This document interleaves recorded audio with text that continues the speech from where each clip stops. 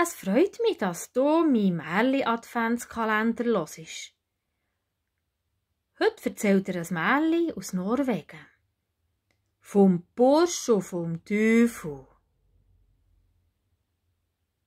Einisch, wo's ganz viel Schnee hatte, ist ein Bursch mit einem Sack Baumnüsse durch den Wald gelaufen. Er hat eine Baumnuss nach dem anderen geknackt und die gegessen. Und einisch findet er eine Nuss mit einem kleinen Löchchen drinnen, das gar nicht schön ausgesehen. Er hat gewusst, jetzt, das ist eine wurmstichige Nuss. Die wurmstichige Nuss, die kann man nicht essen. Ja, es hat vielleicht mehr als einen Wurm drinnen gehabt, darum hat er sie nicht unbedingt nehmen.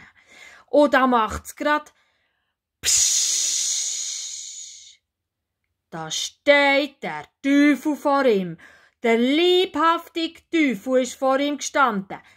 Und jetzt hat er Angst bekommen.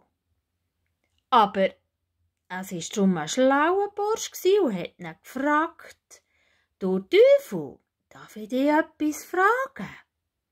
«Ja, selbstverständlich kannst du mich etwas fragen. Die Leute wollen mich ja immer etwas fragen.» «Ich habe gehört, dass du die so munzig klein machen kannst, so ganz klein dünn kannst machen. Weisst, dass du so in ein Loch von einem Wurm könntest in eine Nussschale schleifen. Ist das echt möglich? Zum Beispiel in die da, in die wurmstichige Nuss.» «Meinst du eigentlich, ich kann das nicht?» hat der Teufel gelacht. Und schon war der Teufel in dieser Nuss drin. Und gerade als er drinnen war, verschwunden war, dann nimmt unser Bursch ein kleines Stückchen und tut sofort in das kleine, munzige Löchchen stopfen. Jetzt war der Teufel gefangen. Der hat da und gewettert dort drinnen in dieser Nuss. Die Nuss ist heiß geworden und er musste die Nuss in den Sack nehmen. Er hat noch nicht recht gewusst, was er damit soll, aber er hat sie mitgenommen und ist weitergelaufen. Da kommt er bei einem Schmied vorbei. Und der Schmied, der hat gerade einen grossen Hammer bei sich gehabt. Und er hat die Idee gehabt, er könnte ihn ja fragen, vielleicht tut er die Nuss verquetschen. So geht der Bursch zu dem Schmied und fragt ihn freundlich: «Los, Schmied, könntest du mir echt das Nüssli da knacken?» «Ja, selbstverständlich.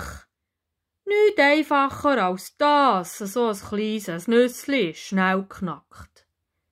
Und so hat er ein kleines Hämmerli genommen und hat auf die Baumnuss eingehauen. Ein bisschen fester und noch fester und noch fester, aber die Tausigsnuss hat nicht auseinandergehen. Da hat der Schmied die gröbere Hammer vorgenommen und hat fest draufgehauen. Aber das war schon nichts und da hat er noch fester drauf gepratscht. Aber die Nuss hat nicht kaputt gehen. «Es nimmt mich doch Wunder, ob ich die Nuss nicht noch knacken kann. Das kann ja nicht mit rechten Dingen zugehen», hat der Schmied gebrummelt und nimmt den grössten Hammer, den er nur gefunden hat. Er haut auf die Nuss rauf, so fest wie er nur konnte. Und wenn er gerade haut, macht es Pang und Pasch und Pusch. Und das Dach fliegt ab der Schmiede und gerade wieder drauf. Und das ganze Haus hat es durcheinander gehodelt, dass alle Tauer und alles Zeug, das er im Haus hatte, ist aus dem Schaft rausgefallen. Hat der jetzt aber Schiss gehabt. Der Schmied hat den Bursch angeschaut und hat gesagt, das geht ja mit dem Teufel zu. In dieser Nuss war sicher der Leibhaftige. Der Bursch hat gegrinset und hat gesagt: «Ja, genau so, du hast recht gehabt. Ade!» Und hat den verdatterten Schmied in der Schmiede stehen. Der Bursch ist, was hast, wieder heimgegangen. Und vom Teufel hat man wieder nichts mehr gesehen. Wenn euch das Märchen gefallen, dann tut doch morgen das nächste Türchen auf vom Adventskalender. Es freut mich. Eure Serafina Eulenstein.